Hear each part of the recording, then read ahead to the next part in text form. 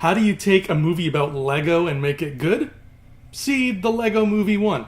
How do you top that afterwards? Right here, baby. Let's get started. Ba-da-ba-ba-da-ba-ba. Hey, my friends, welcome to Thumb Together. My name is Andrew Fantasia, and today we are going to be talking about the Lego Movie 2, the second part, together. As usual, if you enjoyed this video, please feel free to give it a thumbs up and give some love to that subscribe button as well, because it takes money to buy Legos. Legos are expensive. If you have kids, tell me, how much did you spend on Lego just this month? Probably like $200, right? And that was for like a piece this big. Yeah, Lego. What the hell, brah? Lower your prices. You're worse than gasoline. Anyway, the Lego Movie 2, the second part, is out. This is a movie I've been really looking forward to for a long time because I loved the first Lego movie. Like, that was just a wonderful surprise. It was Toy Story on crack, but still fantastic and well written, and just altogether just a beautiful production. It just looked gorgeous. And I loved the Lego Batman movie. That was like a nice little spin-off, and that was a lot of fun too. Lots of fan service in that movie. That was just pure... that Lego Batman was to Batman what Into the Spider-Verse was to Spider-Man. It was just love for the character all throughout its iterations over the years. Now, I'm still fresh off the waves of this movie are still sort of coursing over me, but I think I can say with confidence that the Lego Movie 2, the second part, is better than the first one.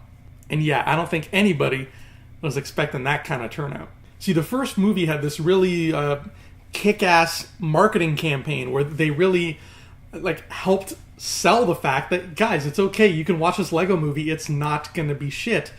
And I think they needed that because at first when we all heard there's going to be a Lego movie, our reactions were probably the same as when we all heard there was going to be an Emoji movie. Except, unlike the Emoji movie, the Lego movie delivered on the goods, and it just needed, a marketing push to promise us that they were, in fact, going to deliver. This time, there was barely any marketing push to speak of. I have not seen a single billboard, a single TV spot, anything. The only reason I know it's out right now is because I've been waiting for it anxiously. I've been like, yeah, when's Lego Movie 2 coming out? Let's go. So they really took the focus away from marketing and I guess sort of placed that focus more on the story and one other thing that I'm not going to talk about till a little bit later. And in terms of that story, again, it's just a really well done, clever little Toy Story on crack kind of tale. I'm not going to spoil what the twist was in part 1, but if you've seen part 1 and you know what the big twist was, as soon as part 2 starts, you're like, okay, how does that factor in to this now? Like, what's going on here? What are the parallels we can draw? And you spend quite a bit of the movie wondering that and kind of piecing together what's going on, and you can piecing together. That's a little bit of Lego humor for you.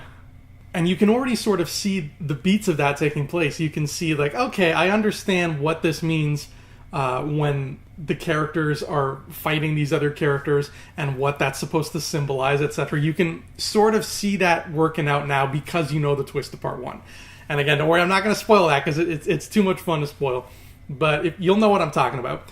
What I'm trying to say, poorly, is that you kind of walk into this knowing what to expect now. You're like, okay, I know because of part 1 that this is this and that is that. So I'm probably not going to be surprised this time. I can probably just kind of go through the motions. That's what I thought. But there were still lots of surprises. It was still taking me for little rides and being like, oh, actually what you thought was happening isn't quite it, because this is what's really happening here. And they do that so well, and they do it in the playful manner that only Phil Lord and Chris Miller and the team of the Lego movies can do. Like, they take themselves seriously, but they still just have so much fun doing it. And at the end of it, you come away with a story that I want to say is even better than the original, because it's another little dose of human life told through the eyes of these Lego characters, just like the first one was. The emotional punch at the end is not quite as big as Lego Movie 1. I will say that.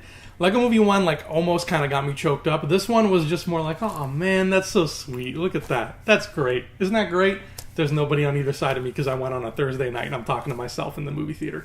But it was still emotional enough. Wow, it's windy outside. It was still emotional enough to get me on board and get me invested in what all the characters were doing. And I say all the characters because every character in this movie, hero or villain alike, gets a nice little emotional response out of you. So that's great. And that's to be expected now because the Lego movies are notorious for that. And they've done that beautifully. So who are we to complain? The other thing, the second thing that I said they really put a lot of focus on in this movie, and it shows, is music.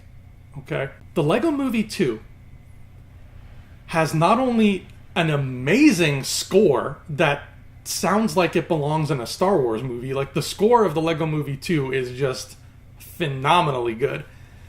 But on top of that, it has original songs in it that I was not expecting that were also really good.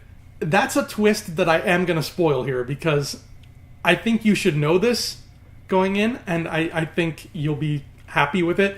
The Lego Movie 2 is an animated musical, guys. It's a musical. There's 4, I think, musical numbers that I can think of off the top of my head. About 3 or 4 musical numbers in this.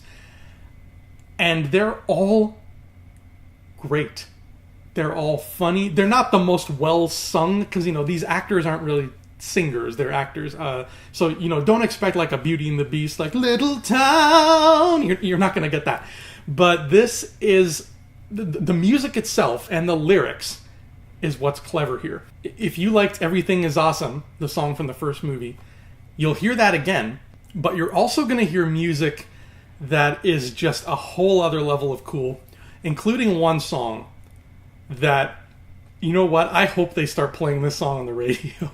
This song, inside of the movie's plot, is played very loudly in order to torture somebody. It's a song that's scientifically designed to get stuck in your head and stay there, with very repetitive beats and lyrics. It's funny in the movie, like the scene, it's one of the funniest scenes in the entire movie, if not the funniest scene.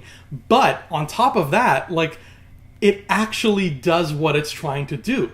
Because even once that scene was over, and, the story moved on, I'm sitting there in my seat and I'm humming that song and I'm like, oh my god, it's working.